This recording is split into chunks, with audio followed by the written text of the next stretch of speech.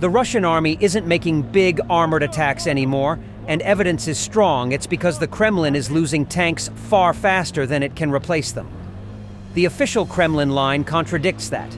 The state-run news platform Pravda, for instance, in a November article profiling national tank production, asserted Russia's armed forces are well supplied with tanks and more steel behemoths are rolling off production lines every day.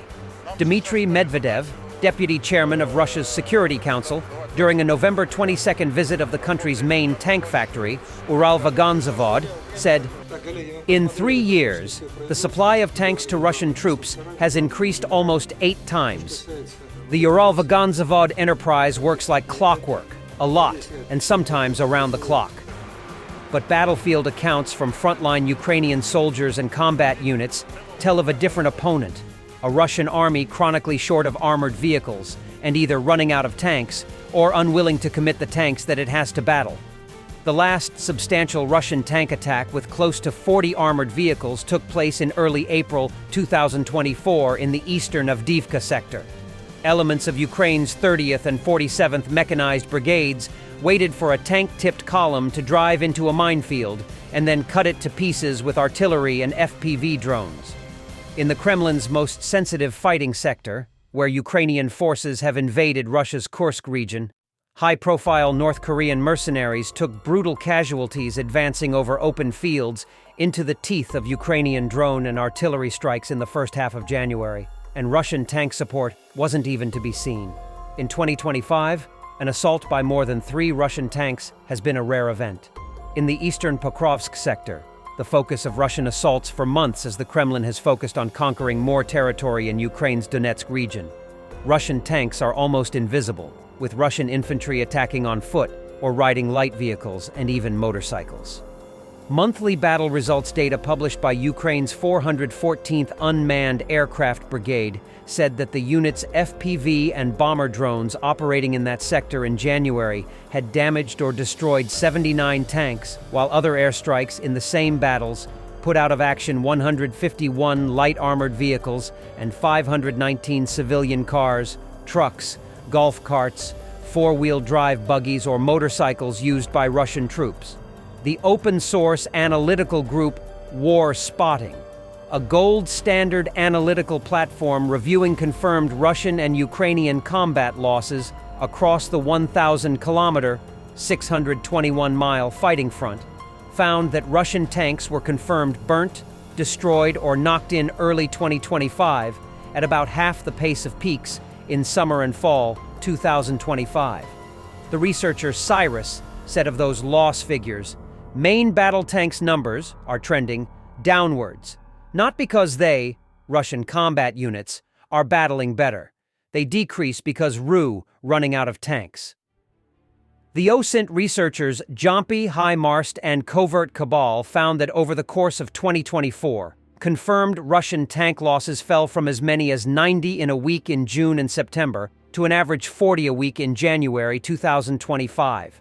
Russia has lost at least half of its available tanks since the beginning of the war. Staggering figure of at least 3,700 tanks, visually confirmed, and possibly as many as 9,700 tanks claimed by the Ukrainian military, each costing Russian taxpayers between $1 to $3 million each, the group reported.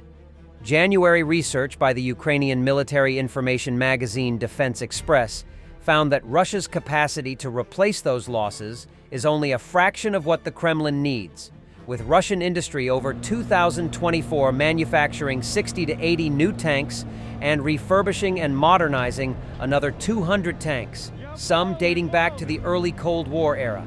That effective Russian tank replacement rate of 20 to 25 tanks per month is less than half of confirmed Russian tank losses during periods of relatively low-intensity fighting and between 1/4 and 1/5 of what Russian troops would need to make up losses during heavy battles, Kiev Post research found. Holy moly! Those are the Grad missiles exploding! Beautiful! Russian soldiers enthusiastically filmed the detonation of their own truck, which was carrying ammunition for Grad MLRS while humming a Soviet children's song. Да что-то я не знаю. Ёшкина мать. Вот это да. Быка вез. Он с фургоном же, по-моему, был. Ё. Красиво. Да он ракеты вез, слышь, или на ТОС, нахуй. Нет, не на ТОС. Наверное, на этот. На градовские ракеты, походу, делает. Ядрён батон. Бах. Слушай, на нашу сторону не сработает? Не знаю.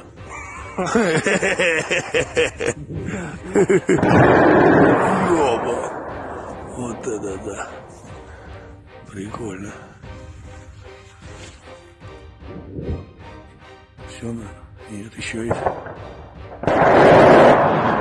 Да, это градовские ракеты. На град боекомплект вез.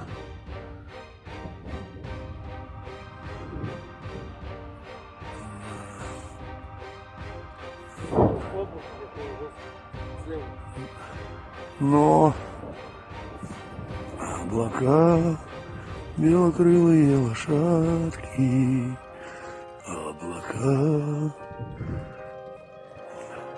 Recently, there have been many assassination attempts and liquidations of Russian military figures, including high-ranking ones, officials, and those who are connected with the Russian aggression against Ukraine.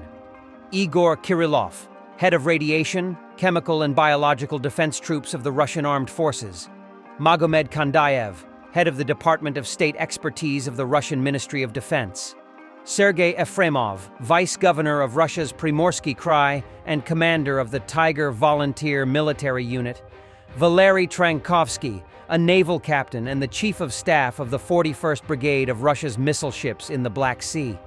Nikita Klenkov, a deputy commander of the Special Operations Forces Training Center of the Russian Armed Forces. Sergei Yevsyukov, chief of the DPR Olenivka prison colony.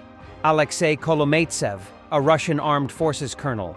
Andrei Korotky, a ZNPP Security Service employee.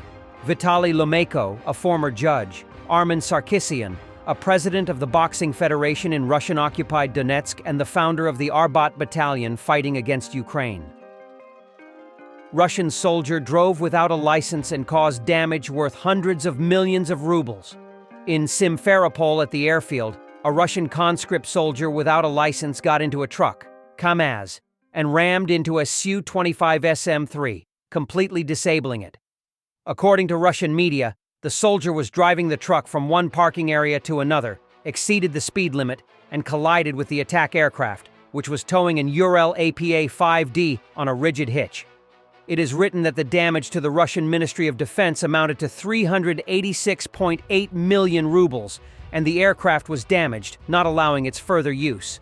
The driver was given a year's suspended sentence. Thanks for watching, and don't forget to subscribe.